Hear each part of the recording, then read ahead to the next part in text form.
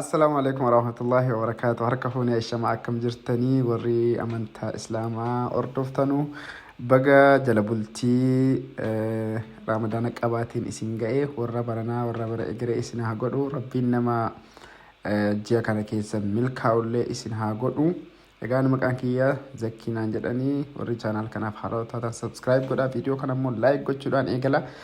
Egaa akkuma beekamu yeroo tokko tokko bakka tokko ta'anii biyya tokko maal akka fakkaattu imagine ni yaadama maal fakkaatti laata jedhanii jechuudha. Kanaaf har'a Awurooppaa keessaa biyya Jarmanii baadiyyaa asii keessan qabadhee isinii dhufee egaa xiqqoo si akkuma deemneen as keessaa magaalaa bareedduu tokkotti baana magaalaa Nuumberg jechuudha. Magaalaa sanallee achumaan isiniin daawwachiisa. Egaa maal inni biyyi Jarmanii walumaa galatti baay'ee magariituudha. Mukti hedduutu jira. Akkuma isin agartan kun qonnaanis qotameetu jira. Baadiyyaan isaa keessa qonnaas ni qotanii. Amma garuu mukti yookiin magariisni baay'een mul'atu. Maaliif yeroon kun qorra wintarii waan ta'eef yeroo qorraa kana immoo mukti jirullee baala buufateetiyyuu dhaabbata jechuudha. Muktichi haaluma kanaan qorannoo irratti kan hundaa'een dhaabbata. Yeroo gannaa baala harcaafata. Yeroo bonni dhufu immoo birraa immoo jechuudha baalli kun deebi'ee lalisaa qabbana ta'a jechuudha. So kanaaf mukichi silumaayyuu kan qorannoo irratti hundaa'ee dhaabbate malee calluma jedhee akka biyya keenyaatti muktumti haa ta'eef hin dhaabbatu. Muka yeroo qorraa kana qorraa hin harkisne keessaa baala harcaafatee duwwaadhuma isaa dhaabbatu jechuudha. Akka qilleensa daran qorri nammaanneefi jechuudha. Yeroo akkasuma yeroo samarii immoo akka gubaan hin hammaanneefi kan qilleensa qabbanaa harkisuu danda'u baala isaa kan baala yeroo birraa kan baala baasu wantoota akkasiiti. Biyyootuma hedduu keessatti mukti haala kanaan dhaabbata. Haala kanaan magarfamaa jechuudha. Egaa karaan isaas namatti tola. Baay'ee qulqulluudha karaan isaa. Ni biraa karaan ciccitaan baay'een hin jiru. Inumayyuu hin jiru jechuun hin danda'ama. Kun baay'ee baadiyyaadha amma kan isin argitan kun jechuudha. Karaan kana fakkaatu kun baadiyyaadha. Baadiyyaa isaati jechuudha. So ani jala bultii Ramadanatiin hiriyaa kiyya tokko dubbiseetiin karaa manaatti deebi'aa jira. Gama magaalaa san bira ga'uu kaanirraa akkuma nu isinitti hime magaalichi Nuumberg jedhama isin jedheera. Amma yeroo muraasa booddee achi geenya.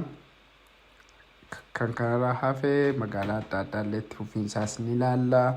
Chanaal kana irratti wantoota adda addaa ni dabarsina waan sammuu namaa haaromsuu danda'u. Yaadoti adda addaas qabannee dhufna. Inni biraa diraamaa gaggabaabaa wantoota akkasii wanti namni irraa itti bohaaraa irraa barachuu danda'u.